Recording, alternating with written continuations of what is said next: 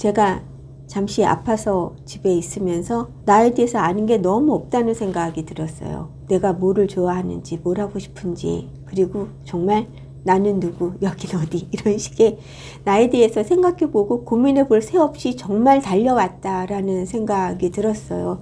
그러면 내가 하고 싶은 게 뭘까? 그리고 그때는 아파서 좀 집에 있을 때니까 만약에 이대로 내가 퇴직을 해서 집에 있으면 난 정말 할 일이 없겠다. 그러면 나는 뭐를 하면은 이 시간을 풍요롭게 쓸 수 있을까? 이런 고민을 좀 하기 시작을 했어요. 그래서 병가를 끝내고 출근을 하면서 하나씩 제가 도전을 해봤던 것 같아요. 그동안에 내가 좋아한다고 생각됐던 어학도 시작을 해보고, 또 악기도 배우러 피아노도 한 2년, 3년 다시 해보고, 운동을 한다고 이제 등산도 다녀보고, 헬스도 끊어보고, 여러 가지 일을 했어요. 그 책에 제가 너무나 좋아하는 정세랑 작가의 글을 인용을 했는데, 예술가들이 같은 그림을 수백 번, 수만 번을 그리고 도자기를 빚을 때 깨고 또 깨고 수천 번을 하면서 하는 거는 그 사람이 거기에 재능이 있어서가 아니라 질리지 않기 때문에 한다는 말이 너무 많이 와닿는 거예요. 그래서 질리지 않고 할 수 있는 일이 뭐지? 라는 생각을 하게 됐고, 그렇게 하다가 보니까 제가 365일 글쓰기를 계속 진행을 하고 있고, 또 책도 몇 년째로 그 모임을 계속 7년, 8년째 이어가고 있고, 이런 걸 보면 이게 내가 좋아하는 일이구나. 저는 그런 생각을 하고 그렇게 노는 것에 대해서 되게 만족을 하거든요. 그래서 저는 나를 찾고 싶다고, 내가 좋아하는 게 뭔지 궁금한 사람은 일단 내가 좋아하는 게 뭔지를 한 번씩 도전해봐서 내가 뭘 할 때 행복하고 뭐 할 때 질리지 않고 계속할 수 있는지를 찾아보는 그 준비 과정이 필요하다고 생각이 좀 들어요. 사실 책에서도 제가 주부구다는커녕 불량주부라는 그런 표현을 많이 하고, 우리 시어머니께서도 너도 살림에 그렇게 취미가 있진 않아? 이렇게라도 말씀을 하시는데, 거기에 대한 변명이라면 변명일 수 있겠지만, 제 개인적으로는 그렇게 많이 그런 곳에 투자를 하고, 아이한테 밥으로 기억돼서 내가 계속 그렇게 하는 게 저는 옳지 않다고 생각이 들었어요. 그렇다고 제가 삼시세끼를 안 하는 건 아니지만, 밥보다는 아이한테 제가 열심히 사는 모습을 보여주는 게 나중에 내가 없을 때 아이가 기억하는 나의 모습대로 아이도 열심히 살고 있을 거라고 생각이 들어요. 그래서 저는 조금이라도 부지런하고 더 열심히 뭔가 결과물을 만들 수 있는 이런 일들을 하려고 되게 노력을 했었고, 그런 결과로 이번에 책도 이렇게 나오게 된 것 같아요. 이런 모습들이 제가 사는 데 있어서 삶의 에너지가 되는 건 물론이지만, 우리 아이가 내 나이가 됐을 때 이런 모습을 기억하면서 아이도 그렇게 살게 되지 않을까, 그런 막연한 기대를 하고 있습니다. 선배님들의, 은퇴하신 분들의 얘기를 좀 들어보면 굉장히 자격증 준비도 많이 하시고 사전에 이런저런 재테크부터 준비를 많이 하셔서 되게 자신 있게 나가셨는데, 6개월 후, 1년 후 점점점 이렇게 자신감이 줄어드는 걸 많이 봐요. 근데 그런 모습이 비단 그분만의 모습이 아니라 우리들 모습이고 나의 모습일 거라고 그렇게 생각은 하지만, 준비하는 것도 굉장히 중요하지만 그게 그렇게 현실적으로 뭔가 삶의 수단이 되고 그리고 돈을 벌 수 있는 이런 거를 떠나서 나를 중심에 놓고 내가 좋아하는 일을 해야 되는 것 같아요. 제가 아는 선배님은 그런 말씀을 하시더라고요. 너무 바쁘대요. 아침에 수영 가고, 그 다음에 문화센터 가고, 친구들 만나서 점심 먹고, 그리고 오후에 잠깐 마트 가서 장 봐가지고 저녁 해 먹고, 이러면 하루가 너무 빠르게 가는데 심심할 새가 없대요. 근데 무료하대요. 저는 그 무료하다는 표현이 굉장히 많이 와닿았거든요. 근데 그 무료하다는 표현을 하자 그 옆에 계신 선배님들이 다 끄떡끄떡 하시는 거예요. 맞다고. 너무 바쁜데 정말 무료하다고. 그거는 속으로 채워지지 않는 희성적인 바쁨이기 때문이라고 생각이 들어요. 그래서 내 안으로 인풋할 수 있는 것들, 이때까지는 어떻게 생각하면 내 안에 있는 걸 내 쏟으면서 살았다고 하면, 이번에는 내 안을 좀 채울 수 있는 것들이 뭔지를 한 번 더 생각을 해봐야지 될 것 같고, 또 주변에서 은퇴를 같이 준비하는 사람들이 당장 은퇴라면 뭘 해야 되지? 일단 여행을 하고 시작해볼 거야. 근데 그 이후에 계획은 없어 라는 말을 정말 많이 해요. 그러면 그 이후의 삶에 대해서 좀 더 고민을 하고 그 시간을 내가 어떻게 써야 되는지도 고민을 하지만 그 친구한테 해주고 싶은 말은 그런 거였어요. 일단은 혼자 노는 것부터 연습을 해야 한다고.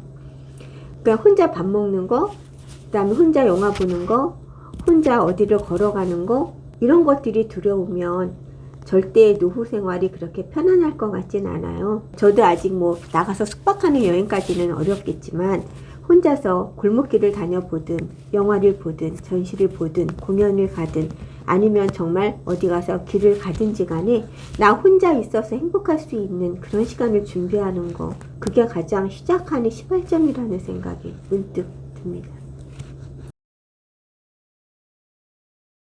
사실은 저 고맙다 미안하단 말 참 못해요. 직장 생활을 하거나 친구나 이런 사람들한테는 잘 하거든요. 근데 정작 특히 우리 엄마 참 못하는 것 같아요. 고맙다 미안하다를. 그래서 저도 이 말을 쓰려고 많이 노력을 해야 되겠다, 그런 취지로 사실은 좀 글을 썼었고요. 그리고 고맙다 미안하다라는 말이 들어가면 세상이 참 넉넉해지고 내 마음이 굉장히 편안해질 수 있겠다, 이런 생각을 많이 하게 되는 것 같아요. 그리고 지혜로우신 우리 시어머니 말씀이 세상에는 나쁜 사람은 없고 불쌍한 사람은 있더라. 저는 이제 그 말이 참 진리라고 생각하거든요. 삶을 들여다보면 나쁜 사람은 없는 것 같아요. 근데 그 서사를 알면 그 사람은 참 그럴 수밖에 없어서 딱하다, 불쌍하다, 아무리 나쁜 사람도 그렇게 되어지는 것 같아요. 그래서 저도 고맙다, 미안하다라는 감정을 안고 식구들한테부터 작은 일에 고마움을, 그리고 작은 일에 미안함을 좀 표시를 해야 되겠다. 이제 책에도 이제 엄마 얘기를 잠깐 썼는데, 엄마가 저렇게 의사소통이 잘 안 되니까 미안하다는 말을 너무 많이 하고 싶어지는 거예요. 근데 그 말을 일일이 못하는 게 굉장히 안타깝고 아쉽고 후회스럽고, 그래서 더 후회할 일을 만들지는 말아야 되겠다, 그런 생각이 드는데 생각처럼 이렇게 쉬운 건 아닌 것 같아요. 이제는 나만 생각해 말은 사실은 이때까지 그렇게 못 살았다는 말을 밑에 깔고 있는 거잖아요. 이때까지는 그렇게 못 살았지만 습관처럼 그런 게 익숙지 않지만 조금이라도 나를 중심에 놓고 생각을 해보자, 이런 뉘앙스가 훨씬 더 크고요. 그리고 생각해보면 저는 요즘 젊은 친구들, 우리 이제 직장 후배들을 보면 부러운 생각이 참 많이 들어요.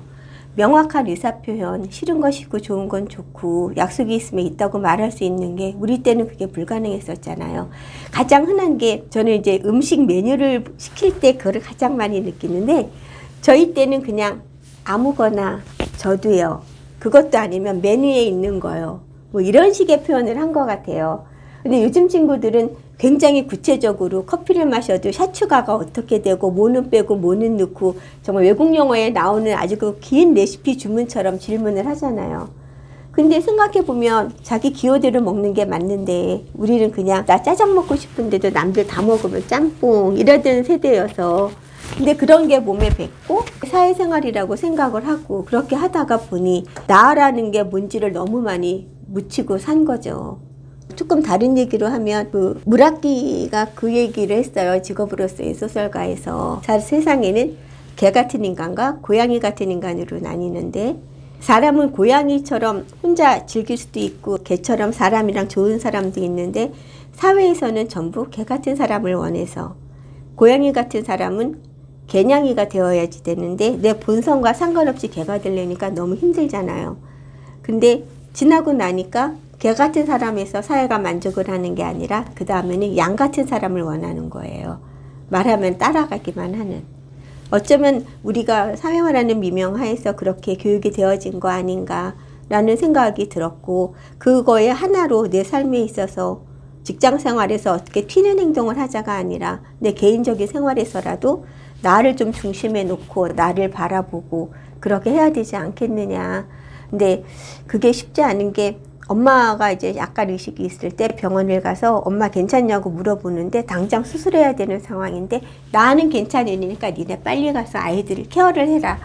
근데 그 말을 할 때 너무 화가 났어요. 지금 가장 어려운 상황인 건 엄마인데 그 상황에서도 당신이 없는 거잖아요. 당신이 없고 아이들 빨리 가서 케어하고 쉬라는 얘기를 할 때 아, 이렇게를 평생을 사는 건 아니다. 이런 생각을 좀 했던 것 같아요. 그래서 나한테 오로지 집중한다는 표현은 조금 그렇고 그 많은 것 중에 나를 조금 더 들여다보는 그런 용기가 필요하다. 이런 말을 드렸으면 좋겠습니다.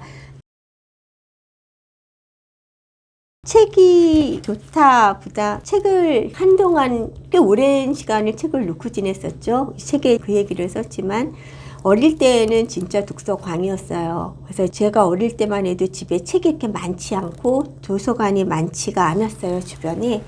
근데 엄마가 사주신 계몽사 책 50권을 밑줄을 긋고 밑에다가 국어사전 찾아서 낱말풀이를 다 하면서 그렇게 해서 정말 너덜너덜 해지도록 읽고 그걸 다 읽고 나면 백과사전을 읽고 전화번호부도 읽고 거의 활자 중독처럼 읽었던 것 같아요. 그러다가 중학교에 가서는 삼중당 문고라고 기억 다들 하시는데 지금 집에 책이 있어서 봤더니 눈이 아른아른해서 못 보겠더라고요. 새로 오래된 삼중당 문고라고 손바닥만한 책을 그걸 제가 전자읽기를 하겠다고 중학교 1학년 때 그 책을 사서 많이 모으고 그래서 웬만한 유명했던 고전들은 그때 많이 제가 접했던 것 같아요. 그리고 그때 꽂혔던 게 춘원 이광수여서 춘원 이광수의 무정을 읽고 너무 좋다고 중학교 1학년 때 제가 무슨 뭐를 안다고 이광수 전자읽기를 하겠다고 무정, 유정, 사랑 뭐 이렇게 하다가 어느 날 문득 그 어린 나이에 아, 이 사람이 친일을 했다네? 이런 것들을 들으면서 또 내가 전자읽기를 포기를 하고 아주 잔망스러운 일을 제가 좀 많이 했었답니다. 근데 그렇게 해서 늘 책이랑 뒹굴르고 살았었는데 그리고 하루의 일과는 엄마가 문 빼꼼히 열고 이제 그만 불 끄고 자라 이래 이제 하루가 끝나는 일이었는데 어느 날 보니까 제가 책을 놓고 있더라고요. 책을 놓고 있고 시간이 너무 없다고 생각을 한 거죠. 눈 떠서 직장 가고 왔다 갔다 하고 사무실에서 야근하고 그 다음에 결혼해서 애를 낳고 이런 과정들이 이렇게 치이면서 누구나가 그렇게 얘기하듯이 정말 책을 덮은과 동시에 나도 읽고 이렇게 살았던 것 같아요. 그러다가 책을 다시 읽어야 되겠다는 생각을 해서 책 모임을 어디 가면 내가 할 수 있지를 검색을 했어요. 근데 그때는 지금처럼 도서관이 이렇게 활성화되어 있던 거 아니었던 것 같아요. 제가 또 정보 검색 능력이 떨어진 것도 있지만 50대 아줌마가 저녁에 할 수 있는 독서 모임은 정말 힘든 거예요. 50대 아줌마가 할 수 있는 게 별로 없는데 할 수 있는 건 대낮에 하는 거고 저녁에 할 수 있는 건 전부 20, 30대 직장인들이 하는 거고 그래서 제가 갈 수 있는 데가 없더라고요. 그러다가 우연히 누구 소개로 책 모임을 나가서 그 책을 읽고 난 다음에 갑자기 이렇게 번쩍 하늘이 환해지는 느낌이 들면서 아, 내가 맞아. 이렇게 내가 책을 읽고 이런 걸 좋아했던 사람인데 이런 생각이 들기 시작하면서 다시 책을 읽었는데 그 다음에 읽은 책이 자존감 수업이라는 책이었어요. 근데 제가 직장에서 엄청 자존감이 떨어지고 굉장히 힘든 시기를 겪을 때였는데 그 책을 읽는데 제가 너무 위로가 되는 거예요. 그래, 이게 나만 이런 게 아니야. 누구나 이럴 수 있었어. 근데 구절구절을 제가 메모해서 포스트잇 붙이고 발췌를 하고 하면서 되게 삶에 이렇게 힘을 좀 얻었던 것 같아요. 그래서 저는 그 책이 지금도 굉장히 각별한 책이라고 저는 생각을 하는데 혹자는 그렇게 얘기해요. 퇴근하고서 내가 인천에서 서울까지 올라가서 책 모임을 가고 하루 종일 힘든데 6시 퇴근하고 책 모임을 가고 할 때 체력이 너무 대단하다고. 그게 재밌으세요? 그리고 체력이 되세요? 두 가지 질문을 하면 체력이 돼서 가는 게 아니라 가서 거기에서 기운을 받아 갖고 오니까 가는 거다. 갈 때는 너무 힘든데 가서 책을 읽은 얘기를 하고 함께 나누면 그 주변 사람한테 받는 시너지가 너무 좋고 그 기운을 내가 받아오니까 그 다음에 또 생활을 하는 거라는 말을 하거든요. 그렇게 뭔가를 자기가 에너지를 받을 수 있는 일, 그게 운동이면 운동인 대로, 살림이면 살림인 대로 그렇게 자기가 에너지를 받을 수 있는 일을 찾아가면 좋겠다라는 생각이 들었고요. 또 하나 이제 아까 말씀하셨던 글쓰기는 저는 글쓰기를 통해서 치유가 된다고 확신하는 사람 중에 하나인데 주로 이제 남한테 상처받을 일이 있죠. 살다 보면 특히 직장에서 막 요즘에는 이제 제가 축구 급수가 올라가다 보니까 직원들이 이렇게 하면 아우 저 친구 왜 저럴까? 왜 말을 저렇게 할까? 그리고 내가 이런 말을 했을 때 쟤는 어떻게 받아들였을까? 이런 고민을 할 때가 너무 많은 거예요. 근데 그거를 일일이 다 말로 풀 수가 없잖아요. 그러면 이제 앉아가지고 그 사람들이 일을 할 때 저는 이제 막 일기처럼 쓰는 거죠. 막 쓰다가 보면 갑자기 상황이 정리가 되면서 그래, 이렇게 생각하면 저 친구가 서운할 수 있었겠다. 그리고 내가 그렇게 반응을 하면 안 됐었겠다. 이렇게 생각이 들면서 그게 마음의 용서가 빌어지더라고요. 그렇게 되면 내가 화나고 막 이랬던 것들이 되게 이렇게 가라앉으면서 아, 내가 참 아직도 모자라구나. 아직도 되게 미안한 일이 많구나. 이런 생각들을 하게 되면서 내가 그 감정에서 이렇게 벗어나오게 되고 그거에서 좀 내가 털어낼 수 있는 그런 힘을 얻는 것 같아요. 근데 그게 남한테 말하면 솔직히 창피할 수도 있고 일일이 다 말 못할 수도 있고 눈치 볼 수 있는데 혼자 쓰는 글이니까 솔직하게 나를 한번 들여다보고 너 왜 그랬니? 너 잘못했잖아. 너가 그렇게 하니까 힘들었을 거야. 이제는 그러지 말아야지. 물론 또 반복은 하지만 그래도 그렇게 나를 한번 자정하고 내가 그 감정을 털어낼 수 있어서 저는 글쓰기의 효과 중에는 그런 부분도 분명히 있다고 믿는 사람 중에 하나입니다. 내가 무엇을 좋아하는지를 자꾸 생각하고 도전을 하는 게 되게 중요한 것 같아요. 근데 제가 이렇게 해서 대표로 이렇게 글로 써서 그렇지 주변을 이렇게 보면 퇴근 후에 기타를 치면서 연주회를 하면서 행복해하는 사람도 있고 매주 등산 가면서 100대 명산을 다 찍으면서 거기에서 희망을 느끼는 사람들도 있고 산을 이렇게 청소해주는 뭐 이런 봉사활동하면서 기쁨을 느끼는 사람도 있고 그리고 어떤 사람은 정말 혼자서 쉬는 게 너무 좋아서 집에서 청소해놓고 반짝반짝한 데서 하루 쉴 때 행복을 느끼는 사람도 있고 또 어떤 사람은 주말 되면 필드 나가서 골프 치는 게 좋은 사람도 있고 또 동네 사람이랑 탁구 치는 게 좋은 사람도 있고 이도저도 싫으면 진짜 침대나 소파와 한 몸이 되어서 TV를 볼 때가 좋은 사람도 있고 저는 그거는 각자의 개인 차이고 취향이라고 생각하지 정답이 있다고 생각하지는 않아요. 다만 저는 이런 쪽으로 이런 방법으로 찾았으니까 이제 이 책에서 제가 하고 싶었던 얘기는 그거였죠. 나는 이쪽에서 이런 방법으로 찾아서 골목을 다니고 뭐 전시를 보고 이렇게 해서 시간 쓰는데 너무 행복하고 좋은데 당신은 어떻습니까? 무엇을 할 때 가장 행복합니까? 그걸 한번 되돌아보고 그 시간이 얼마나 소중한지를 느꼈으면 좋겠다. 그리고 그 시간을 위해서 더 많은 투자를 하고 내가 그걸 할 때 진짜 행복하다는 그 사실조차를 못 느끼는데 그때 행복을 느낄 수 있으면 좋겠다. 그런 말을 한번 해보고 싶었고요. 제가 글을 연습처럼 이렇게 열심히 쓰고 했던 것들이 씨앗글이 돼서 이번에 이렇게 책을 출간한 게 된 것처럼 제가 좋아하는 말 중에 하나는 매니아에서 마스터루라는 말이 있어요. 처음에는 취미로 시작해서 매니아로 시작을 하지만 그것들이 쌓여서 시간이 가면 내가 어느 순간에 마스터가 되어 수 있다. 이런 비전도 한 번씩 우리가 가져보면 어떨까. 이런 말들은 사실은 저한테 하는 얘기죠. 저한테 얘기를 하면서 함께 그런 날이 왔으면 좋겠다라는 말씀을 드려봅니다. 제가 제일 못하는 게 위로의 말인 것 같아요.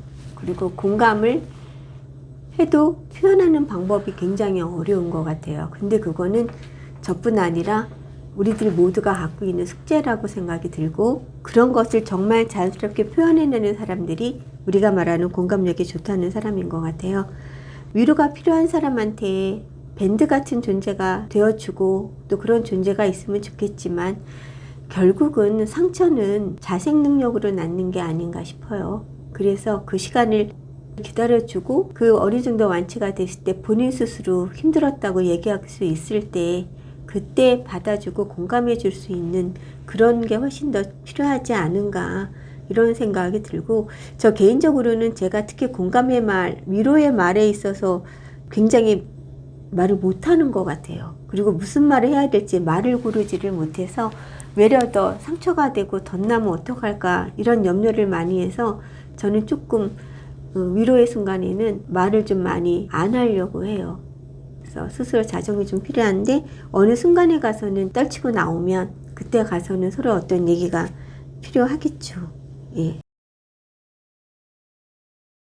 맨 마지막에 에필로그에 이 문장을 넣었는데 엄마가 일을 딱 당하고 나서 보니까 어제도 선물이고 오늘도 선물인데 우리는 너무 미래, 내일이라는 것에 너무 연연하고 사는 게 아닌가.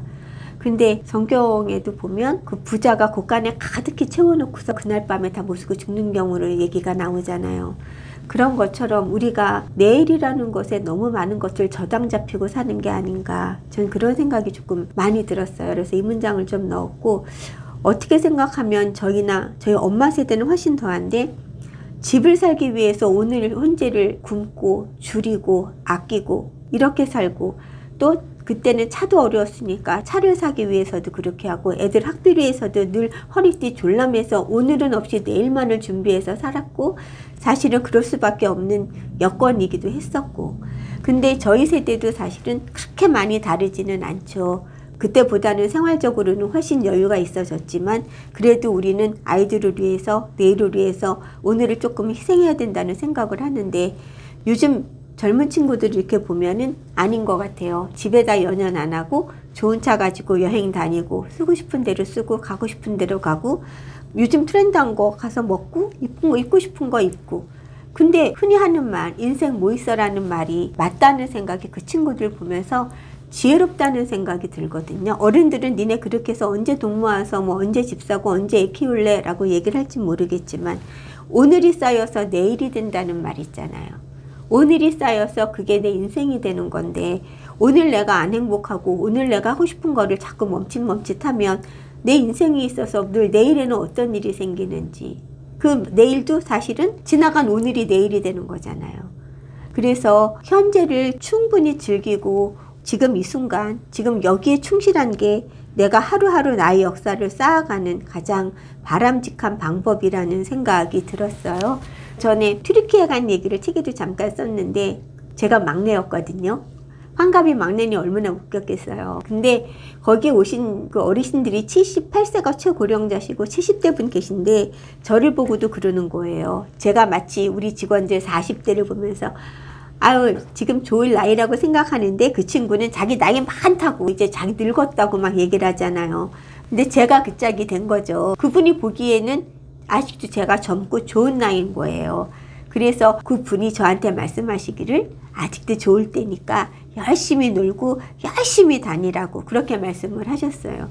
이거는 시간이 지나본 사람만이 할 수 있는 말이긴 하지만, 어쨌든 오늘도 선물이었고 어제도 내가 받았던 선물이었고, 우리가 선물을 받으면 그 자리에서 풀러보는 게 예의잖아요. 그리고 그 자리에서 기뻐하는 게 예인 것처럼, 오늘 하루를 나는 선물을 내가 받았을 때 어떤 선물을 받았을지, 어떤 그림을 내가 이걸 그릴 건지, 이런 것들을 한번 생각해 보는 거 되게 중요하다는 생각이 들었고, 또 과외로 하나 말씀을 드리면, 최근에 이제 이사를 좀 했어요. 근데 짐 정리를 하다가 보니까 예쁘고 좋다고 아껴놓은 것들이 한 번도 안 쓴 채 10년이 넘어가고 이런 것들이 나오는 거예요. 근데 순간 그걸 보면서 이게 무슨 의미가 있나, 이건 이거의 용도를 써야지, 이거를 내가 예쁘다고 아낀다고 갖고 있다가 어디에 뒀는지도 모르고 그냥 이렇게 해서 나이만 먹어버린 거잖아요.